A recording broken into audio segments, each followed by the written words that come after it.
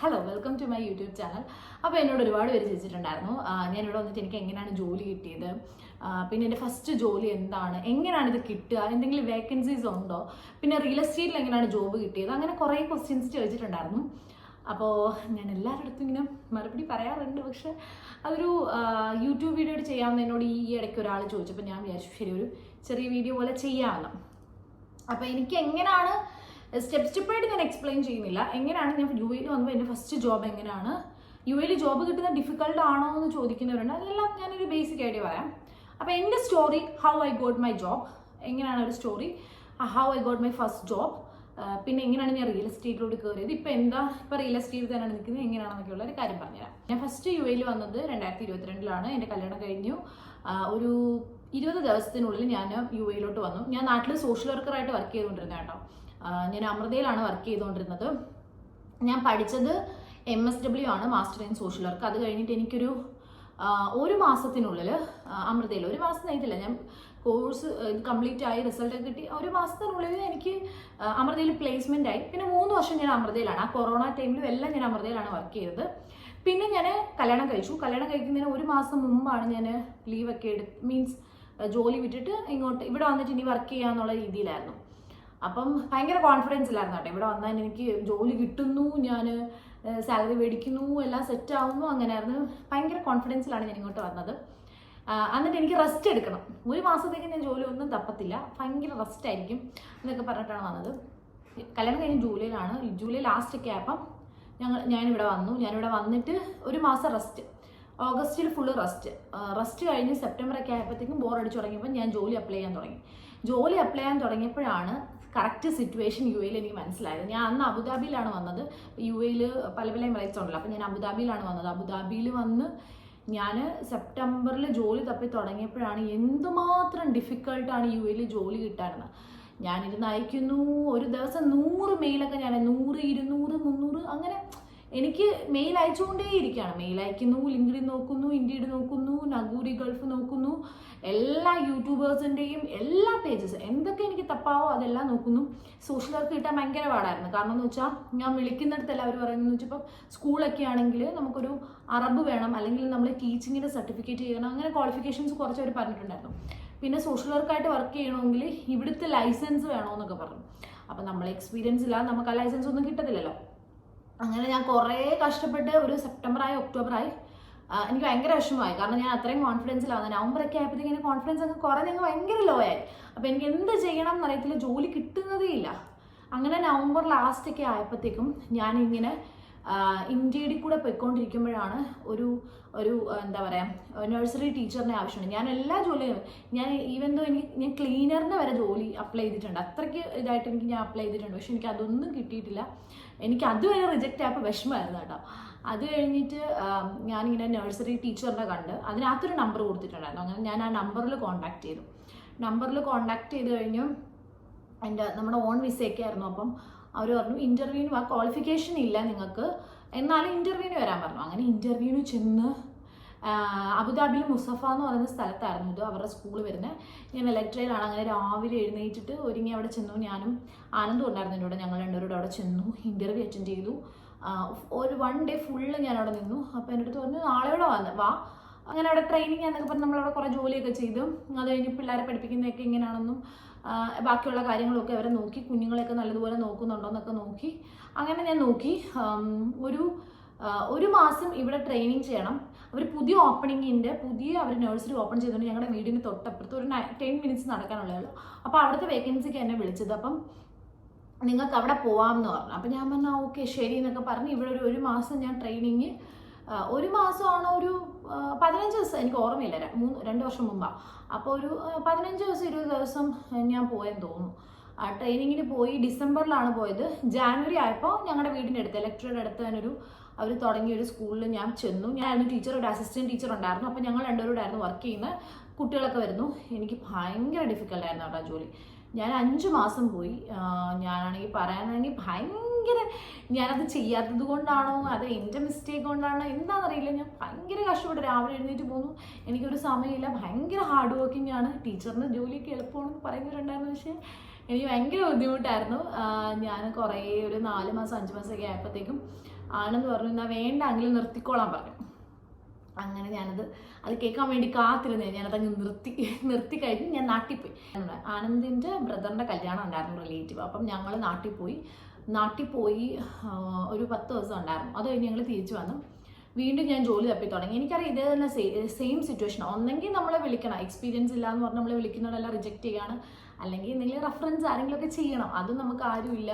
ഞാൻ ഭയങ്കര വിഷമമായിരുന്നു കേട്ടോ. എൻ്റെ ജീവിതത്തിൽ ഞാൻ ഇത്രയും ബ്രേക്ക് എടുത്തൊരു സമയമില്ല.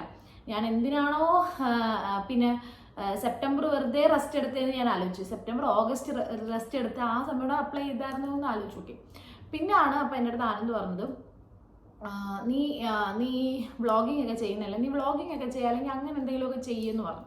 ഞാൻ അതൊക്കെ ചെയ്തിട്ട് എനിക്കൊന്നും ആവുന്നില്ല. അപ്പം എനിക്ക് ഭയങ്കര വിഷമമായിരുന്നു. ജോലി വേണം, അതിൻ്റെ കൂടെ ഇത് ചെയ്താൽ കുറച്ച് ബെറ്റർ ആവുമല്ലോ. അപ്പോൾ ആണെന്ന് പറഞ്ഞാൽ നീ അതുകൂടെ ചെയ്യ്. പിന്നെ ആണെന്ന് റിയൽ എസ്റ്റേറ്റിലാണ് വർക്ക് ചെയ്യുന്നത്. അപ്പോൾ ആണെന്ന് ചോദിച്ചു, ഇങ്ങനെ റിയൽ എസ്റ്റേറ്റിൽ ഇങ്ങനെ വീഡിയോസൊക്കെ ചെയ്യുന്നുണ്ട്, അപ്പം നീ അതിനകത്തോട്ട് ചെയ്യുന്നുണ്ടോ എന്ന് ചോദിച്ചിട്ടാണ് എൻ്റെ അടുത്ത് ഫസ്റ്റ് വിളിക്കുന്നത്. അപ്പം ഞാൻ പറഞ്ഞു, ഞാൻ റിയൽ എസ്റ്റേറ്റിൽ ഒട്ടും ഇതില്ല, നമ്മൾ ഇത്ര എക്സ്പീരിയൻസ്ഡ് ആവണ്ടേ, എങ്ങനെയാണെന്ന് എനിക്കറിയില്ല. ആനന്ദൊരു 5 വർഷമൊക്കെ ആയി, അപ്പം തന്നെ ഒരു 4 വർഷമൊക്കെ ആയി ഫീൽഡിൽ. അപ്പം ആനന്ദ് പറഞ്ഞു, ഞാൻ നിന്നെ ഹെൽപ്പ് ചെയ്യാം, നീ വരാൻ പറഞ്ഞു. അങ്ങനെ വന്നു. എൻ്റെ പൊന്നെ, അങ്ങനെ വന്നു. നല്ല ഡിഫിക്കൽട്ടായിരുന്നു. ആനന്ദ് ഉണ്ടായതുകൊണ്ട് കുറച്ച് ഡിഫിക്കൽട്ട് കുറഞ്ഞിരുന്നു എന്ന് പറയാം. അങ്ങനെ നമ്മുടെ ഒരു ബ്രദറിൻ്റെ കമ്പനി ഉണ്ടായിരുന്നു. അപ്പോൾ ഞാൻ അവിടെ റിയൽ എസ്റ്റേറ്റ് ഏജൻ്റായിട്ട് കയറിയതാണ് ഫസ്റ്റ്. അവിടെ കയറി എനിക്ക് അബുദാബിയിൽ തന്നെ ആയിരുന്നു. അപ്പോൾ ഞങ്ങളാണെങ്കിൽ ഇങ്ങനെ ഡിസ്കസ് ഒക്കെ ചെയ്തു. അപ്പോൾ അബുദാബിയിൽ ഞാൻ റിയൽ എസ്റ്റേറ്റിൽ ഇങ്ങനെ വർക്ക് ചെയ്തുകൊണ്ടിരിക്കുക വിത്ത് ആനന്ദ് വേറെ കമ്പനിയിലും ഞാൻ ഈ കമ്പനിയിലുമാണ്. ഞങ്ങൾ 2 കമ്പനിയിലുമാണ്. അപ്പോൾ എനിക്ക് ഭയങ്കര ഡിഫിക്കൽട്ടായിരുന്നു. എനിക്കൊന്നും അറിയത്തില്ല, ഇതെങ്ങനെയാണ് സംഭവം. നോൺ സാലറി ആയിരുന്നു കേട്ടോ. നമുക്ക് റിയൽ എസ്റ്റേറ്റ് ആണെങ്കിൽ നോൺ സാലറി ആയിരിക്കും, അല്ലെങ്കിൽ നമുക്ക് എക്സ്പീരിയൻസ് വേണം നമുക്ക് സാലറി കിട്ടാൻ വേണ്ടി. അപ്പോൾ എനിക്ക് എക്സ്പീരിയൻസ് ഒന്നും ഇല്ലാത്തതുകൊണ്ട് സാലറി ഇല്ലായിരുന്നു. ഞാൻ കമ്മീഷൻ ബേസ്ഡ് എന്ന് പറയും, നമുക്ക് കമ്മീഷൻ അങ്ങനെയൊക്കെ ഉണ്ട്. നോ സാലറി ആണ്, കമ്മീഷൻ ബേസ്ഡ് ആണെന്ന് പറയും. അപ്പോൾ ഞാൻ അങ്ങനെ വർക്ക് ചെയ്തുകൊണ്ടിരുന്നതാണ്. മാർക്കറ്റിംഗ് ഒക്കെയാണ് ഞാൻ ചെയ്യേണ്ടത്. എനിക്കൊന്നും അങ്ങോട്ട് ചെയ്തിട്ട് റെഡി ആവുന്നില്ല. ഭയങ്കര വിഷമമായിരുന്നു. ഞാൻ എല്ലാ ദിവസം കരച്ചിലൊക്കെ ആയിരുന്നു. അയ്യോ എനിക്ക് പറ്റുന്നില്ല, അങ്ങനെ പറഞ്ഞപ്പോൾ ഞാൻ പറഞ്ഞു. അപ്പോഴത്തേക്കും ഞാനവിടെ നിന്നൊരു എനിക്കൊന്നൊരു 7 മാസം 8 മാസം തികച്ചെന്ന് തോന്നുന്നു. 7 മാസം 8 മാസം ആയപ്പോഴത്തേക്കും ഞാൻ ചോദിച്ചു, ഈ ദുബായിൽ കുറേ വേക്കൻസീസ് കണ്ടിട്ടുണ്ടായിരുന്നു. ദുബായ് സാലറീഡ്, പിന്നെ എക്സ്പീരിയൻസ്ഡ് ആയിട്ടുള്ള റിയൽ എസ്റ്റേറ്റ്, അങ്ങനെ കുറേ കാര്യങ്ങൾ കണ്ടപ്പോൾ ഞാൻ ആനന്ദിൻ്റെ അടുത്ത് ചോദിച്ചു, നമുക്കൊരു കാര്യം ചെയ്യാം, ദുബായിലൊന്ന് അപ്ലൈ ചെയ്ത് നോക്കിയാലോ.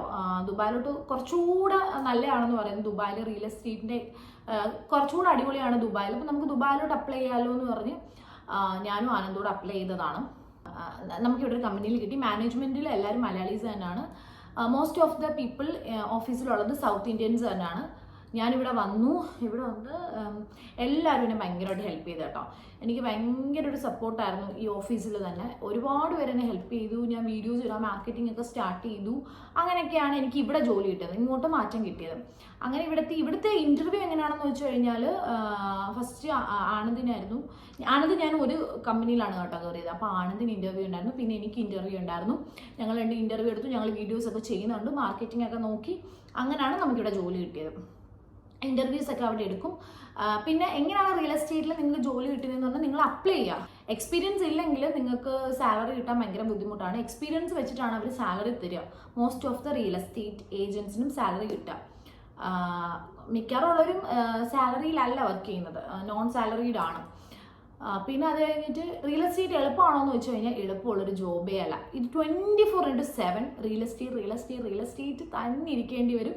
നമ്മൾ ഈ വീഡിയോയിൽ കാണുന്ന പോലെ ഇൻസ്റ്റാഗ്രാമിൽ നമ്മളിങ്ങനെ വീഡിയോസ് ഇടുന്നു, നമ്മൾ അത് ചെയ്യുന്നു, ഇത് ചെയ്യുന്നു, നമ്മൾ സക്സസ് ആവുന്നു, പെട്ടെന്ന് സക്സസ് ആവുന്നു, നമ്മൾ അത്രയും മണി ഉണ്ടാക്കുന്നു. അങ്ങനെ ഒന്നും അല്ല റിയൽ എസ്റ്റേറ്റ്. എത്രമാത്രം നമ്മൾ ഹാർഡ് വർക്ക് ചെയ്യുന്നു, പിന്നെ കുറച്ച് ലക്ക് എല്ലാം ഇതിനകത്തുണ്ട്. അപ്പം നമ്മൾ എത്രമാത്രം നിൽക്കുന്നോ ഈ ഫീൽഡിൽ അതുപോലെ ഇരിക്കും. ഒരുപാട് പേര് വന്നിട്ട് പോയിട്ടുള്ളവരുണ്ട് നിൽക്കാൻ പറ്റാന്ന്. എന്തുകൊണ്ട് നിങ്ങളിത് പറഞ്ഞില്ല എന്ന് വേണ്ട. ഇപ്പം ഈ ഫാൻസിയൊക്കെ പുറത്ത് ഈ ഇൻസ്റ്റഗ്രാമിലോ അല്ലെങ്കിൽ വീഡിയോസിലോ ഫാൻസ് കണ്ടിട്ട് ഇതിനകത്തോട്ട് വരുന്നവരുടെ അടുത്ത് ഞാൻ പറയാൻ ആഗ്രഹിക്കുന്നതെന്ന് പറഞ്ഞാൽ ഇത്രയേ ഉള്ളൂ. നിങ്ങൾ എത്രമാത്രം വർക്ക് ചെയ്യുന്നോ അത്രയും മാത്രം നിങ്ങൾക്ക് പറ്റും. എത്ര നാൾ നിങ്ങളതിൽ വിസ്റ്റാൻഡ് ചെയ്യാൻ ട്രൈ ചെയ്യുന്നു. 1 വർഷമൊക്കെ ഭയങ്കരമായിട്ട് കഷ്ടപ്പെടുന്നവർ ഞാൻ കണ്ടിട്ടുണ്ട്. അപ്പം ഞാൻ പറയുന്നത് ഇത്രേ ഉള്ളൂ, ഇങ്ങനെയാണ് റിയൽ എസ്റ്റേറ്റ്. അപ്പം ഞാൻ ഇങ്ങനെയാണ് റിയൽ എസ്റ്റേറ്റിൽ വന്നത്. എനിക്കൊരു ബേസ് ഉണ്ടായിരുന്നു, ആനന്ദ് ഇതിലായതുകൊണ്ടാണ് ഞാൻ ഇതിലോട്ട് വന്നത്. അല്ലാതെ എനിക്ക് ആദ്യം ഇതിനെപ്പറ്റി വലിയ ഐഡിയ ഒന്നുമില്ലായിരുന്നു. അപ്പോൾ ഇതാണ് എൻ്റെ ജോബിൻ്റെ ഒരു ഇത്. എനിക്ക് എനിക്കിപ്പോൾ ജോബ് കിട്ടിയിട്ട് ഇവിടെ ജോബ് കിട്ടിയിട്ട് ഒരു 9 മാസം ആവാറായി. ഈ ഒക്ടോബർ ആകുമ്പോഴത്തേക്കും 1 വർഷമാവും. അപ്പം അങ്ങനെയാണ് എൻ്റെ ഒരു journey of how I got my job and എല്ലാം. പിന്നെന്താ പറയുന്നത്, ഇതാണ് എൻ്റെ ജേർണി. നിങ്ങൾ പിന്നെ എങ്ങനെയാണ് നിങ്ങൾക്ക് ജോബ് സെർച്ച് ചെയ്യാമെന്ന് ചോദിച്ചു കഴിഞ്ഞാൽ, ഇപ്പം എന്നോട് ഒരുപാട് പേര് മെസ്സേജ് അയച്ചു വരുന്നുണ്ട്. ഞാൻ പറയുന്നതെന്ന് പറഞ്ഞാൽ നിങ്ങൾ ഇൻഡീഡ്, ലിങ്ക്ഡിൻ, നഗൂരി ഗൾഫ്, പിന്നെ നിങ്ങൾ നല്ല ഈ ലിങ്കിൽ തന്നെ ഇമെയിൽസ് കാണും. അതിനകത്തൊക്കെ നിങ്ങളുടെ HR നമ്പർ കാണും. അവർക്കതെടുത്ത് മെയിൽ അയക്കുക. ഇങ്ങനെയൊക്കെയാണ് ഞാൻ ചെയ്തിട്ടുള്ളത്. പിന്നെ നിങ്ങളുടെ CV അപ്ഡേറ്റഡ് ആയിരിക്കണം. അങ്ങനെയുള്ള കാര്യങ്ങളൊക്കെ ചെയ്യുക. നിങ്ങൾ വർക്ക് ചെയ്യുക, കിട്ടും. മാക്സിമം വർക്ക് ചെയ്യുക. എനിക്കറിയാം ഒരുപാട് പേർക്ക് ജോലി ആവുന്നില്ല. പക്ഷേ ഹോപ്പ് നഷ്ടപ്പെടാതെ നിങ്ങൾ വർക്ക് ചെയ്യുക. അല്ലാതെ ഇപ്പോൾ റിയൽ എസ്റ്റേറ്റിലൊക്കെ ആണെങ്കിൽ നിങ്ങൾക്ക് ഫ്രഷേഴ്സിന് ജോലി കിട്ടും. നിങ്ങൾ അപ്ലൈ ചെയ്താൽ മതി, ഉറപ്പായിരിക്കും. പക്ഷേ ഫസ്റ്റ് വന്ന ഒരാൾക്ക് സാലറീഡ് അല്ലാതെ വർക്ക് ചെയ്യുന്നത് ഭയങ്കര ബുദ്ധിമുട്ടായിരിക്കും. അതുകൊണ്ടാണ് ഞാൻ റിയൽ എസ്റ്റേറ്റ് നിങ്ങൾ വർക്ക് ചെയ്യണമെന്ന് ഞാൻ പറയുന്നില്ല. ആദ്യം നിങ്ങൾ ഒരു ബേസ് ഉണ്ടാക്കുക.